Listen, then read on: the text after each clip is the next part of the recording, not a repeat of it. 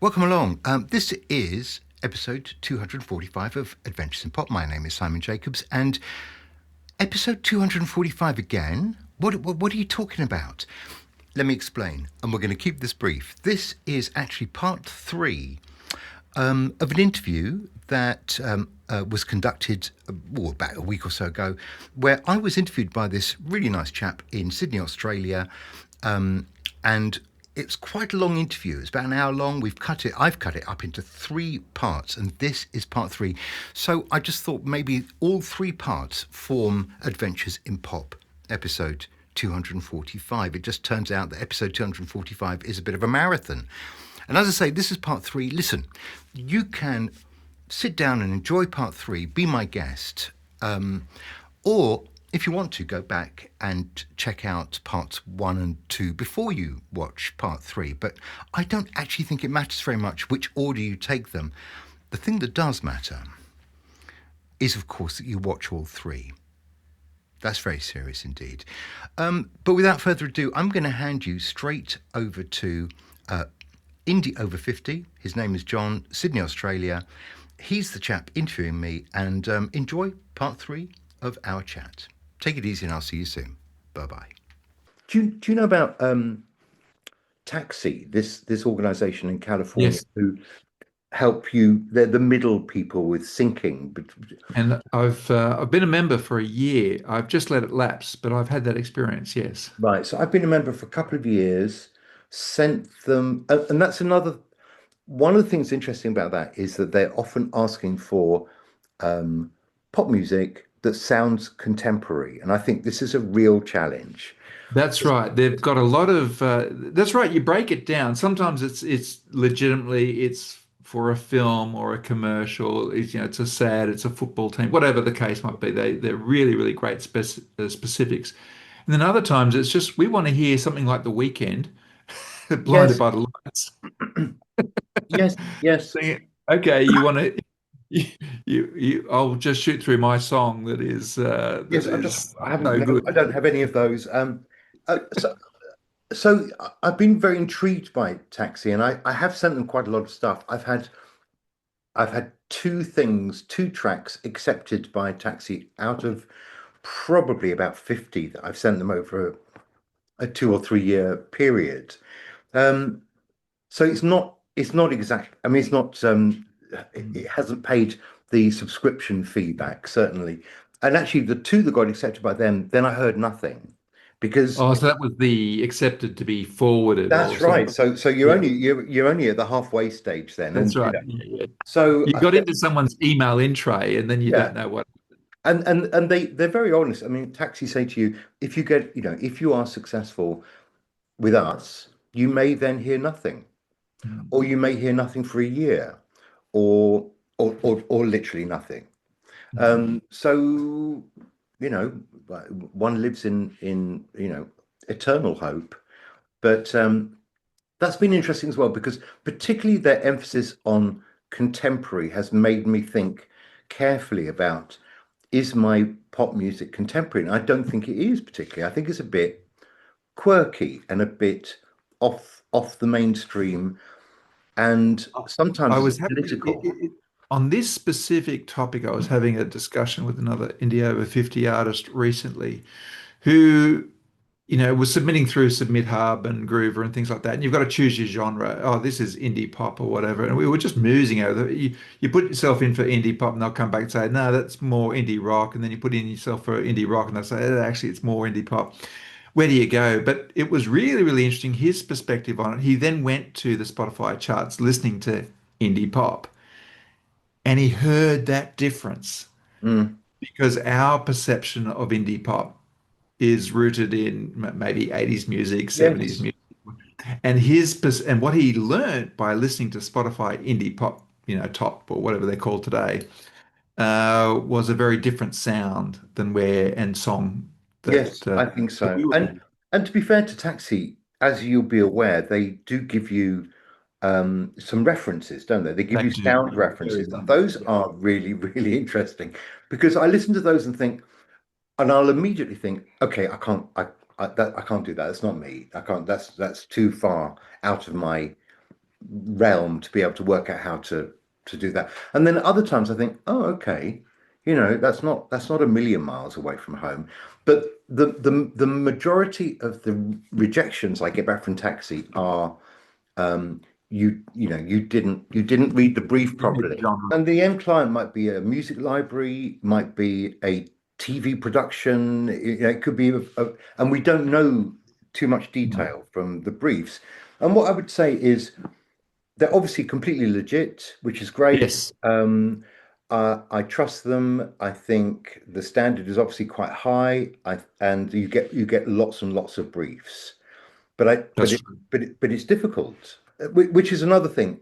Uh, the whole business about how do you just keep going when things Mm. don't happen, when things that you thought might happen don't happen, and you hoped something, and how do you keep going? And I think you have to be pretty tough, actually, and not worry too much about feedback and what an individual person thinks. I mean, I always tell myself if I get another rejection from Taxi, or if something that I thought was good gets released and it just doesn't seem to be hitting anybody's ears in the right way, I just sort of think, well, I'll just do another one.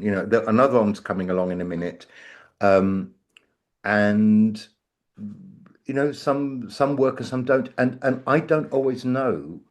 I'm not a very good judge of my own material, I don't think, because I'm too close to it. I love everything. Everything I release is the best thing I've ever done, because that's how it feels. That's how But it has this to is, feel. yeah.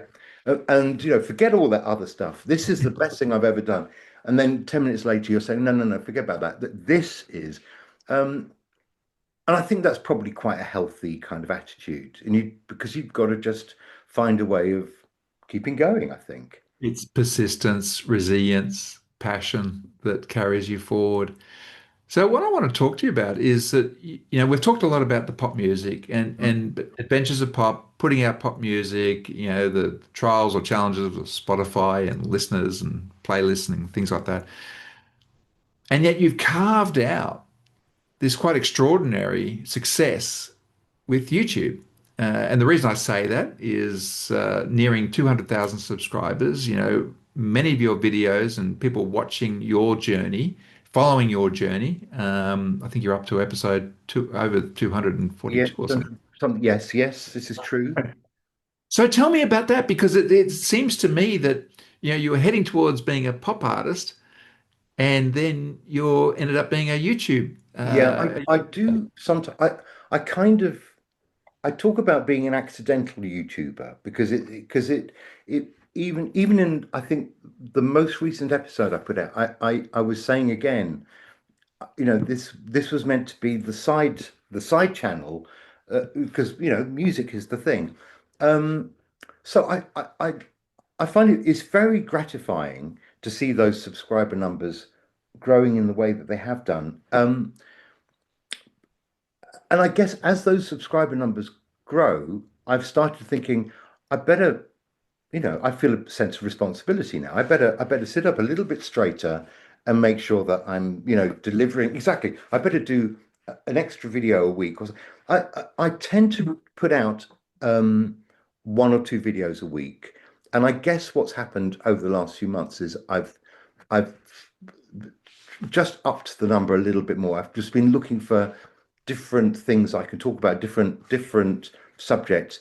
I think that the difficulty is finding interesting things to talk about, all the time. But there is plenty going on, and to begin with, I think the difficulty was trying to stop myself just talking and talking for over 15 or 20 minutes. I think there is a kind of there's a sweet spot of how long your YouTube video should be, and it's probably, a little bit shorter than I've been making them. So sometimes I've thought they're all getting a bit too long, and I need to just try and be a bit more punchy.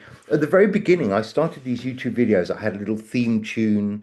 I had a Mm. way of starting, and then I thought, people are not going to, they're not going to watch this. This is ridiculous. And I had to have a real, a talk with myself about not being quite so indulgent, and just getting to the getting to the meat of your YouTube point much faster, and being a bit punchier with it, and maybe even editing out all of the uh pause, staring out of the window, and being really a bit more methodical, a bit more professional about making sure it's punchy. A bit tighter, but I think what I love about your videos, and clearly your viewers are enjoying, is that authentic journey that we're taking on, talking about the topic of the day. As you say, the film clip that you've just done, or reflecting on the new single that you're about to release, or that production take on the application of AI for the stems for your back catalogue. And I think that's a real genuine thing that because I think there was another time where people were overproducing their videos. There'd be flashing, it was the old PowerPoint from the 90s, there'd be something flashing up and coming up at every point of time. And I think people that becomes a distraction. And often, I think, did you say that you're issuing these as podcasts as well? No, no, I call them videocasts. They're only on Yeah. YouTube. Only Uh, on YouTube, yeah. Because I was just seeing one of the influencers that I follow is Kevin Colby, who talks about YouTube for over 40-year-old people who are considering it or are on their journey.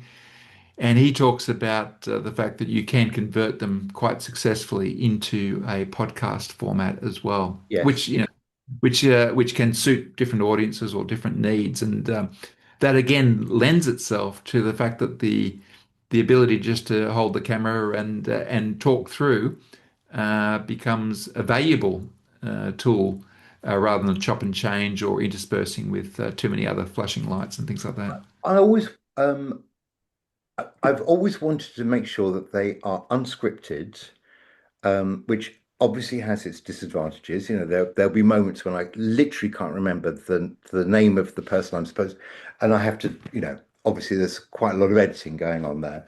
But unscripted and yes, as spontaneous as I can make them. And at the beginning, I mean, the very first time I did it, and it was probably still lockdown period, back on episode one, it just felt very strange to talk to a microphone in an empty house. And I just thought, I am going mad. It's actually official now. It's obvious. But eventually you get comfortable with it, and um, yeah, I enjoy it. It's another outlet. Although I'm still kind of hesitant to kind of say it's the thing I do. It's still another outlet that is very enjoyable, and I still want it to primarily promote the music that I'm making, myself or with other people. Um, but it's fun. I mean, recently I've also added things like when I go to a gig, I'll do a gig review. I went to Mm. see Lana Del Rey at Wembley, which was a little bit. I found it quite extraordinary because um, the crowd was so loud we couldn't really hear her and her band, Really? and I think she's got a voice that is this thin. Um, Mm. with tons of reverb. So we you could hear his sort of voice somewhere in the ether, but not really in your ears. We went to see Robbie Williams. Um, I went to see Quadrophenia turned into a ballet by Pete Townsend, which was on just down the road here, and I was quite excited about that because the Who all came from this area, Right. Okay. which is all kind of nice. And I remember going to see the film Quadrophenia. So all those things. So I review those things as extra items. So there's plenty to talk about, and it's Mm. enjoyable. And I will keep doing it until I run out of stuff to talk about, or stop releasing the music that really feeds it. But yeah, it takes a bit of time, but what else am I? It keeps me off the streets. It's all good. Well, it's all part of the adventure of pop. So, if we're reflecting on the adventures of pop for you, what would you rate as your greatest success? What's one of the things that you feel really chuffed about as an achievement for the release of your music or Okay, the I would say that's a really good question. I would say the things I'm if there's two things I'm really proud of, one is learning the production stuff because I think if you my first album, when people say, "Oh, I'd like, can you send me a link to your music?" I sometimes say, maybe don't listen to the first album.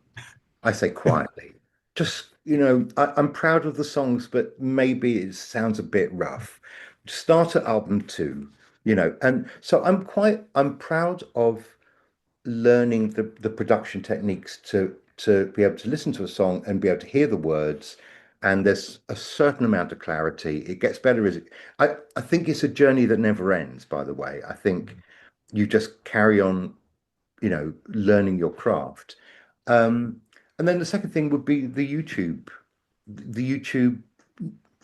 success, which I never really foresaw. For a long time, I had about 1,000. I had about 1,600 or 800 subscribers, and I was quite happy. I was pretty pleased with that. And then it started, you know, moving. And even this time last year, I think I must have had about 30,000, and now it's, as you say, it's about Wow. 190,000. Um, Exponentially. and I look at that and think, where does this stop? Does it just carry on into the 200,000s? And you know, there's no point worrying about that. It's just odd. And of course with YouTube, you don't know who is watching. You don't know anything about those people. You might get some information about what country they come from That's it. Yeah. and what Age gender. demographic. But that's, and I'd love to be able to say to people, you know, hello, thank you so much for coming on this journey with me and tell me about you, but I can't. I like one thing with YouTube. I like playing this game with YouTube that I can see the people watching. And Oh, very oh so at the yes, very yes, beginning, through the analytics. Yeah, yeah, so at yeah. the very no, so at the very beginning, I always like to say, "You're looking fantastic." I, And that's your trademark. yes, and occasionally I've started by saying, "Have you done something different from last time? Your hair's different, isn't it?" Yeah, and that to me I find that endlessly amusing. I'm not sure how other people do, but I'm sort of pretending that I'm having a direct conversation with somebody that I can see, and in a way that helps me kind of focus in on talking to a microphone. So I'll ask you this question, Simon. We've talked about the adventures of pop. What advice would you offer indie over 50 artists who are grappling with this challenge of writing, producing, promoting Marketing, yeah, music? yeah. What would I say? I would say maintain a sense of perspective because it's going to be a long journey. I think I would say just be realistic and um, don't get terribly disappointed if the first things you put out there don't really hit the mark, or you thought they were going to achieve this and they don't. So I would say it's back to the point about being determined and resilient, and don't get put off when your best friend says, "Well, didn't really like that one," and I prefer that one, because I've worked with people who, at the first sign of trouble, the first sign of somebody saying, "Yeah, it's nice." Ish, it completely destroys them. And they decide, um, well, I'm not gonna do that song anymore because nobody likes it. Well, one person might have made a point, and I think be really careful about feedback, and just be resilient and determined and keep trying different ways of getting your music noticed, because it's not the making of the music that's difficult, it's the getting noticed. On that note, Simon Jacobs, The Adventures of Pop. What a great opportunity to meet and discuss and parting advice. With that, thank you very much for joining us on Indie Over 50. I really appreciate it. Thanks, John.